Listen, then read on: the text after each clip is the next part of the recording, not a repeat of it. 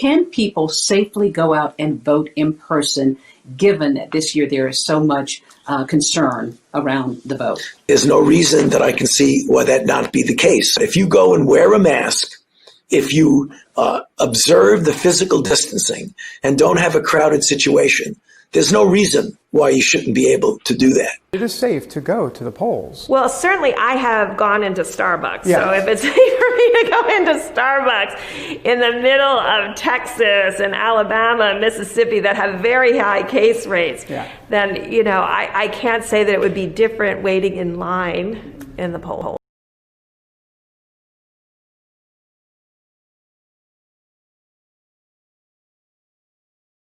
Tonight, 6 weeks after the New York Democratic primary, congressional candidate Suraj Patel doesn't know if he won or lost because election officials have yet to announce a winner.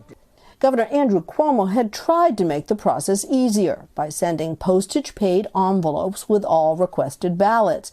But that ended up backfiring because to be counted, ballots need to be postmarked with a date, something the post office doesn't usually do for prepaid metered mail.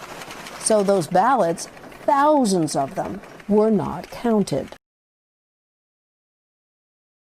33,000 ballots mailed out to voters the day before Election Day, meaning they'd never make it back in time.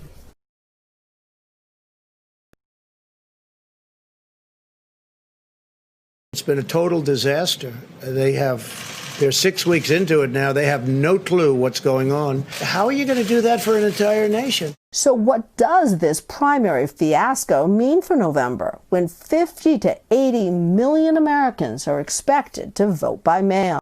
Don't pay any attention to what the president is saying, because it is all designed to suppress the vote.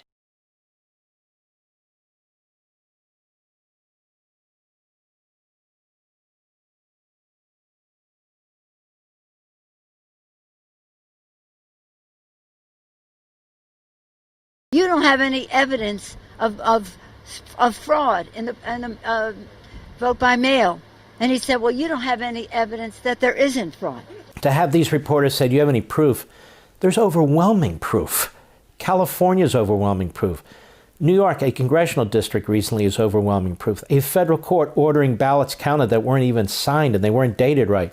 That's proof. We can go proof into New Jersey and what happened there, 10,000 ballots missing over and over and over and over again. We know what a disaster this is. The post. There have been, in the newspapers, in networks, academic studies saying it is open to fraud and coercion. The only time the narrative changed is after this administration came in.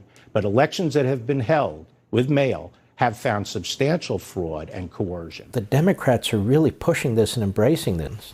Why would they do that? To collapse the voting system.